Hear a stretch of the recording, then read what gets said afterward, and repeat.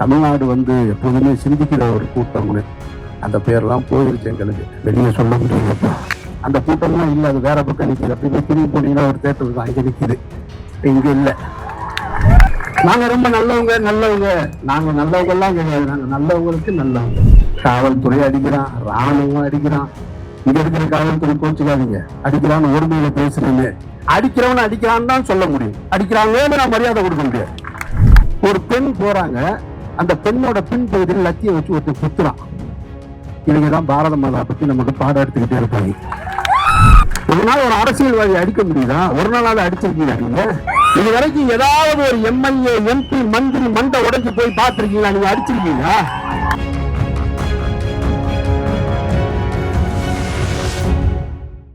இந்த நாள் தமிழகத்துல மிக ஒரு முக்கியமான நாள். ஜனநாயகத்தை காப்பாற்ற ஒரு சிறு கூட்டம் போராடி கொண்டிருக்கக்கூடிய இதே வேளையில் ஜனநாயகன் திரைப்படத்தை காப்பாற்ற ஒரு பெரும் கூட்டம் போராடி கொண்டிருக்கின்றது.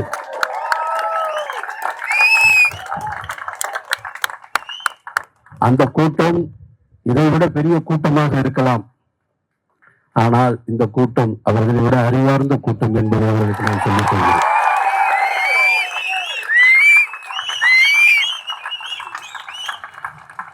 எனக்கு முன்னே பேசி சென்ற அன்பு சகோதரி ரேவதி சொன்னாங்க, நீட் பத்தி எனக்கு எந்த நாலேஜும் கிடையாது, ஆனா நான் சப்போர்ட் பண்ண வந்தது. கொண்டு வந்தவனுக்கு மட்டும் நாலேஜ் இருந்துச்சா என்ன? அவனுக்கு மட்டும் நாலேஜ் இருந்துச்சா? அவனுக்கும் நாலேஜ் இல்லை. நம்ம மக்கள் நல்லா இருக்கணுன்ற சிந்தனை இருந்தா போதும். அந்த சிந்தனை தான் இங்க எல்லாரையும் ஒன்று சேர்த்திருக்கிறதா நான் பார்க்கிறேன். நான் 10 ஆண்டுகளாக போராடிட்டு இருக்கோம் இந்த நீட்டுக்கு எதிராக. நீட் வருவதற்கு முன்னாலேயே சென்னை பிரஸ் கிளப்ல நானு, வெற்றிமாறன், இன்னும் சில எல்லாரும், முருகன் காந்தி உள்ளிட்ட எல்லாரும் சேர்ந்து பேசணும். எங்க வீட்டு பிள்ளை நீட்டு டாக்டருக்கு படிக்க போறது இல்லடா, உங்க வீட்டு பிள்ளைய தான் படிக்க போகுது, நான்லாம் கடந்து வந்துட்டேன், நான் படிக்கல அப்படின்னு அன்றைக்கு அந்த பத்திரிகையாளர்களை பார்த்து சொன்னோம், அடுத்த தலைமுறையை பார்த்து சொன்னோம். உங்களுக்கு தான் சிக்கல் வரப்போகுதுன்னு. அதை யார் காது கொடுத்து கேட்டாங்கன்னு தெரியல. அனிதாவின் மரணத்துல தொடங்கின அந்த ஊழல் இன்றைக்கு வரைக்கும் நிற்கவே இல்லை. இது ரொம்ப முக்கியமானது என்னன்னா, இந்த நீட்டை கொண்டு வராம நாங்க பார்த்துப்போம், எங்ககிட்ட அதுக்கான ரகசியம் இருக்குன்னு சிலர் சொல்லுவாங்க. அவங்களும் கொண்டு வர மாட்டாங்க. அவங்களும் ஆண்டு முடிச்சுட்டு போயிடுவாங்க. கடைசி வரைக்கும் அந்த ரகசியத்தை சொல்லவும் மாட்டாங்க. அந்த தடைக்கான வழியும் இல்லை.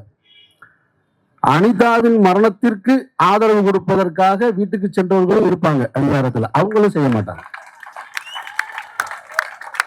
ரொம்ப முக்கியமா கவனிக்கணும். நீங்க இந்த ஆட்சியாளர்கள் இந்த நீட்டுக்கு எதிராக ஒரு நிலையை கொண்டு வருவாங்க அப்படின்னு நம்பிக்கிட்டு இருக்கிறது அது ஒரு ஏமாற்று வேலை. அது எந்த அரசும் செய்யாது, எந்த கட்சியும் செய்யாதுன்றதுல நான் ஆழமா நம்புறேன். நான் இவர்கள் உண்மையிலேயே நீட்டுக்கு எதிரான போராட்டம், இன்றைக்கு டெல்லியில் போராடி கொண்டிருக்கக்கூடிய மாணவர்களுக்கு ஆதரவாக நிக்கணும்னு நினைச்சா, தமிழ்நாட்டுல அதிகாரத்துக்கு வரணும்னு நினைச்சுக்கிட்டு இருக்கிற கட்சியும் வந்த கட்சியும் அத்தனை பேரும் ஒன்று சேர்ந்தால் முடியும்.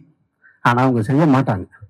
நீங்க அவங்கள பூரா ஒவ்வொரு கட்சிக்காரனும் இப்ப கேட்டீங்கன்னா அவங்க சொல்லுவாங்க, எங்க கட்சியில 1.5 கோடி தொண்டன் இருக்கான், எங்க கட்சியில 2 கோடி தொண்டன் இருக்கான், எங்க கிட்ட வாக்கு 1.5 கோடி 1.25 கோடி வாக்கு இருக்கு, எங்க கிட்ட 50 லட்சம் வாக்கு இருக்கு, நாங்க 80 லட்சம் வாக்கு வாங்கியிருக்கோம்.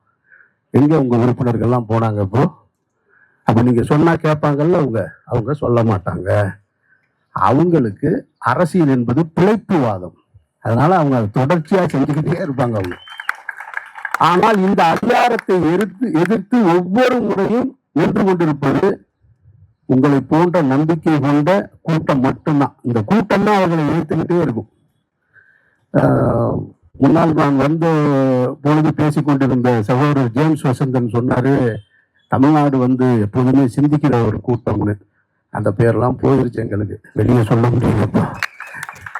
சொல்லி எந்த போய் அதை மசாஜ் பண்ணிக்கிட்டே இருக்காதீங்க.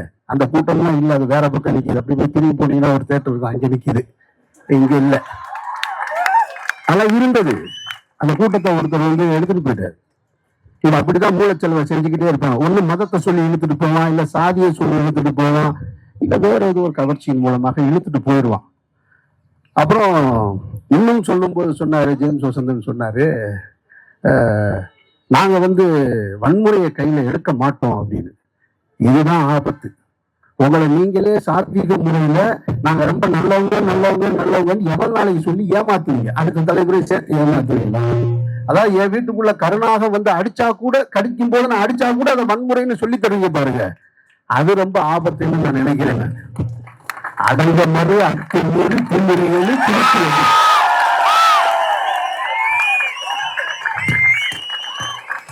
நாங்க ரொம்ப நல்லவங்க நல்லவங்க, நாங்க நல்லவங்க எல்லாம் கிடையாது. நாங்க நல்லவங்களுக்கு நல்லவங்க. போராட்ட காலத்துல எங்களை விட போராட்டம்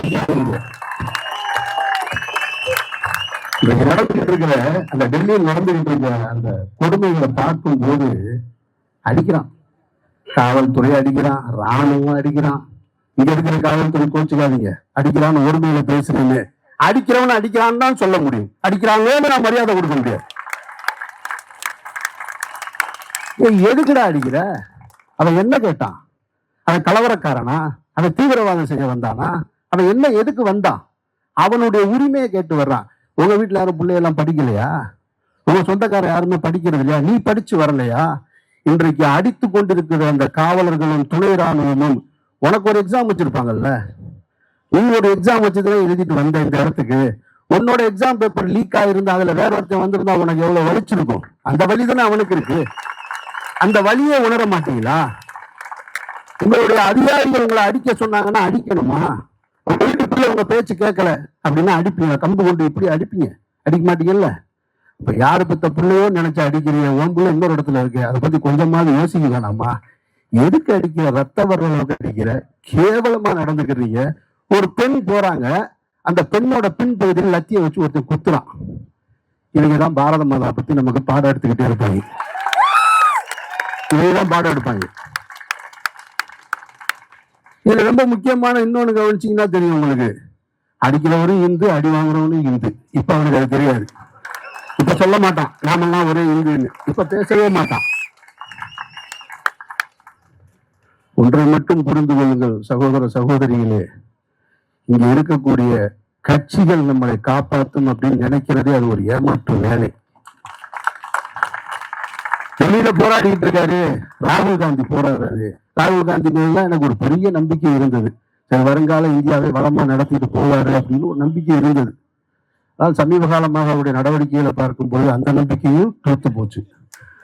அவர் நேற்று போராடுறாரு. அதுக்காக அவருடைய போராட்டத்தை நான் கொச்சப்படுத்த விரும்பல, அவருடைய எதிர்ப்பு உணர்வை நான் கேவலப்படுத்த விரும்பல. நேற்று போராடுறாரு, அவரையே மூக்குல குத்துனா ரத்தம் வருது. ஆனா அந்த கட்சி ஆட்சியில் இருக்க கேரளாவில் அங்கேயும் மாணவர் போராடக்கூடாதுன்றான். என்னடா உங்க அரசியல்? என்ன உங்க அரசியல்? போராட்டம் நடந்தா போராட்டக்காரனுக்கு பாதுகாப்பு கொடு. அதை கம்பு எடுத்துட்டு வரல, கத்தி எடுத்துட்டு வரல, கல் எடுத்துட்டு வரல, குண்டு எடுத்துட்டு வரல. நீங்க நல்லா கவனிச்சு பாருங்க. போராடுற ஒவ்வொரு காலகட்டத்திலையும் போராடுபவர்கள் எந்த ஆயுதம் இல்லாம நிராயுதமா நிற்பாங்க. அவங்கள தடுக்க வர்றேன்னு சொல்ற காவல்துறையும் ராணுவம் தான் தலைக்கவசம் போட்டிருப்பான், முன்னாடி ஒரு கம்பு வச்சிருப்பான், லத்தி வச்சிருப்பான், துப்பாக்கி வச்சிருப்பான், அந்த கண்ணீருக்கு குண்டு வச்சிருப்பான். இப்ப யாரு கலவரம் பண்ண வந்தவங்க? அவன் கலவரம் பண்ண இதெல்லாம் அவன் எடுத்துட்டு வந்திருப்பான். இவங்க எல்லாத்தையும் வச்சுக்கிட்டு அவனை அடின்னு அடிச்சுக்கிட்டு அவன் போராட்டக்காரன், அவன் கலவரத்தை தூண்டுனான்னு இப்படி கட்டமைச்சுக்கிட்டே இருப்பாங்க. இது அதிகார வர்க்கத்துடைய இது ஒரு செயல்முறை. அதனால இந்த நாட்டை பொறுத்த மட்டும் எந்த கட்சியும், நான் எந்த கட்சிக்கும் ஆதரவும் கிடையாது. நான் இங்க பேசும்போது இப்ப ஒரு விஷயத்த சொன்னவனே, ஜனநாயகம் சொன்னவனே என்ன சொல்லுவாங்கன்னா, இந்த ஊடகங்கள் இருக்காங்க, அவங்களுக்கு அவங்க ஓனர் என்ன சொல்றாங்களோ அதைத்தான் போடணும். அதுதான் தலைப்பு செய்தி. நாயா கத்தினாலும், நீங்கள் நானும் நாயா கத்தினாலும் இன்னைக்கு இந்த போராட்டம் வராது. நாளை காலையில பாருங்க, ஃபர்ஸ்ட் டே கலெக்ஷன் எவ்வளவுன்னு சொல்லி அத்தனை ஊடகங்கள் போட்டுக்கிட்டே இருக்கும். இது அவங்க பிள்ளைகளுக்கு அவங்க செய்யற துரோகம்ன்றதே தெரியாம செய்வாங்க. அப்படி தெரியாம செய்வாங்க. எனக்கு அதிகாரி சொல்றான், என் ஓனர் சொல்றான், என்னுடைய மேலதிகாரி சொல்றான். நீங்க எப்ப சிந்திப்பீங்க? நீங்க எப்ப சிந்திப்பீங்க? யாருக்காக போறாங்க? நீங்க இருக்க யாராவது நீட் எழுத போறாங்களா? எங்க மனுஷன் நீட் எழுதி டாக்டராக போறாரா? யார் எழுத போறா? உங்க பிள்ளை எழுத போகுது. அதை நீங்க யோசிக்கணும். நீங்க காவல்துறை நண்பர்களுக்கு சொல்றீங்க, மூத்தவங்க இருப்பீங்க, என்ன வயதை ஒத்தவங்க இருப்பீங்க. எங்கேயே நாளைக்கு ஒரு போராட்டம் வலுப்பெறுகிற சூழல் வந்தா உங்கள் அதிகாரியில அடிக்க சொன்னா அடிக்காதீங்க. எதுக்கு அடிக்கிறீங்க? மாணவர்களை எதுக்கு அடிக்கிறீங்க? ஒரு நாள் ஒரு அரசியல்வாதி அடிக்க முடியுதா? ஒரு நாளாவது அடிச்சிருக்கீங்க நீங்க? ஒரு இது வரைக்கும் ஏதாவது ஒரு எம்எல்ஏ, எம்பி, மந்திரி மண்டை உடைஞ்சு போய் பார்த்திருக்கீங்களா? நீங்க அடிச்சிருக்கீங்களா? அதனால எப்ப பார்த்தாலும் எளியவனை மட்டுமே அடிக்கிறதுக்கு தான் லட்சியம் கொடுத்திருக்காங்களா? அதுக்கு தான் சட்டம் உங்களுக்கு வந்திருக்கா? அதுக்கு தான் உங்களுக்கு காவல்துறையில இந்த பொறுப்பு கொடுக்கப்பட்டிருக்கா? அடிக்காதீங்க, அவன்கிட்ட அன்பா பேசுங்க, தடுத்து நிறுத்துங்க. போராடுவது இந்த நாட்டுல ஜனநாயக உரிமை, அவனுக்கு அதை நீங்க கொடுக்கணும். அந்த உரிமை பாதுகாப்பு கொடுக்கணும். மத விழாக்கள் நடந்தா பாதுகாப்பு கொடுக்குற, சாமி ஊர்வலம் போனா கொடுக்குற, சாதி ஊர்வலம் போனா கொடுக்குற, போராட்டம் நடத்துறவனுக்கு பாதுகாப்பு கொடுக்க வேண்டியது கடமை. அவனையே அடிக்கிற. அன்பார்ந்த சகோதரர்களே, இந்த எழுச்சியும் இந்த சிந்தனையும் தான் நம்முடைய அடுத்த தலைமுறை மீட்குமே தவிர கட்சிகளும் தலைவனும் மீட்பார்கள் என்று ஒரு நாளும் நம்பிக்கொண்டிருக்காதீர்கள். அவங்க ஒரு நாளும் செய்ய மாட்டாங்க. நம்ம நல்லா தெரியும். அவங்க எதிர்கட்சியாக இருக்கும் பொழுது ஆளுங்கட்சிக்கு வருவதற்காக வாக்குறுதி கொடுப்பாங்க, அல்லது கட்சியே ஆரம்பிக்காதப்ப இந்த கூட்டத்தில் மூஞ்சில கட்சி உட்காருவாங்க. ஆனா கட்சி ஆரம்பிச்ச உடனே அவங்க வரமாட்டாங்க. அவர்களை நீங்க புரிஞ்சுக்குங்க. நான் யாருக்கும் எதிரி கிடையாது, நான் யாரையும் விமர்சனம் பண்றது கிடையாது. இன்றைக்கு இருக்கக்கூடிய தாவேக ஆட்சி ஜனநாயக ரீதியாக வரணும்னு சொல்லி ஆதரவு கொடுத்த முதல் குரல் என்னுடைய குரல். அவர் மைனாரிட்டி கவர்மெண்டா இருந்தாலும் 108 எம்எல்ஏக்களை பெற்றிருக்கிறார்கள். அதனால ஜனநாயக ரீதியா அவங்களதான் நீங்க ஆட்சி அமைக்கணும்னு சொன்னது நானு. அந்த ஜனநாயகத்தை நாங்க காப்பாற்றுறோம்.